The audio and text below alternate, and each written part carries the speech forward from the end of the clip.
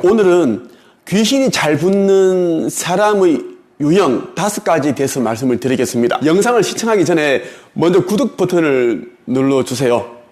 귀신이라면, 악령이라면 구독 버튼을 누르지 말고 사람이라면 구독 버튼을 꾹 눌러주시면 이 영상이 더 많은 사람들에게 공유가 된다는 점 여러분들에게 말씀드립니다. 귀신이 잘 붙는 사람들이 이제 그 원인은 다양합니다. 귀문이 열려 있다라든가 기가 약하다, 우울증이 있는 사람, 그리고 몸이 약한 사람, 이렇게 다양한 부분들이 있는데요. 제가 좀 더 이제 정확하게 5가지를 짚어서 말씀을 드리겠습니다. 첫째, 귀신에 대해 궁금해하는 사람. 평소에 귀신에 대해 궁금해하는 사람들이 있습니다. 그동안 이제 귀신에 대해서 들어왔고 그러한 이제 공포 영화를 즐기는데 귀신을 본 적이 없습니다. 그렇다 보니까 이제 귀신이 너무 궁금한 거죠. 호기심을 가지게 됩니다. 사람도 그렇고 귀신도 똑같습니다. 자기에 대해 관심을 가지고 있고 궁금해하는 사람에게 끌리게 되어 있습니다. 귀신에 대해 궁금해한다면 필시 악몽 같은 그런 꿈을 자주 꾸게 되어 있습니다. 그리고 어떤 사건으로 인해 마음이 힘들어지면 그때 이제 평소에 가지고 있는 귀신에 대한 그 궁금증으로 인해 귀신이 틈탈 수가 있습니다. 귀신에 대해 궁금해하지 않는 게 좋습니다. 그러면 우리가 이제 귀신에 대해 생각을 하지 않게 되고 인식을 하지 않으면 귀신을 부르지 않게 되죠.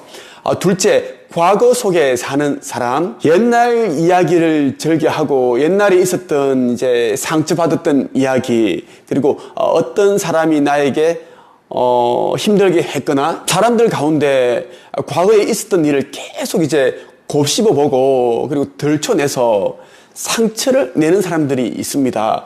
자기에게 돌을 던졌던 사람이 왜 나에게 돌을 던졌는지, 왜 나에게 그 말을 했는지, 왜 상처를 주었는지, 그 사람 정말 나쁘다, 악하다, 벌 받았으면 좋겠다, 이런 이제 미움, 증오를 계속 가지고 있는 사람들이 있습니다.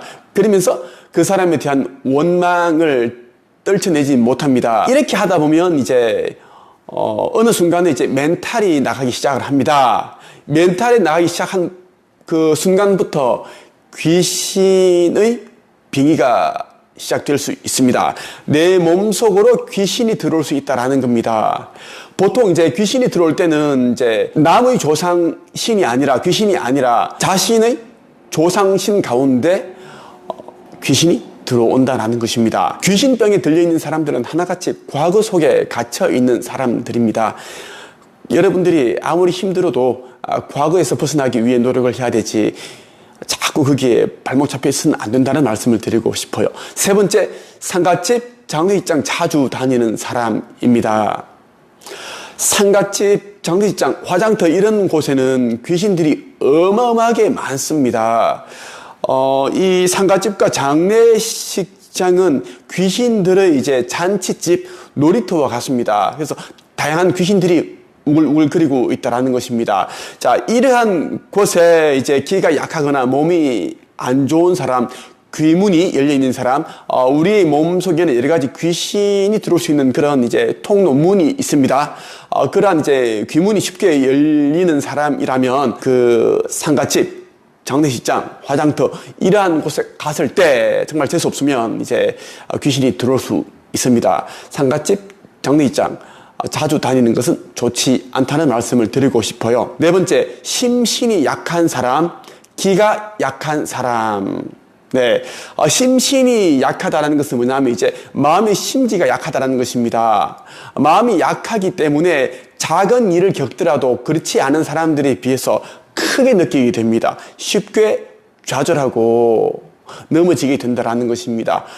우리 또 이제 이 육신도 병을 앓는다든가 선천적으로 허약하게 되면 이 마음도 정신도 따라서 약해지게 됩니다. 그래서 심신이 약한 사람은 귀신이 좋아하는 유행 가운데 하나입니다. 쉽게 이제 그 육신을 장악할 수 있기 때문입니다. 귀신들은 인간의 몸을 숙주로 만들고자 하는 기질을 가지고 있습니다.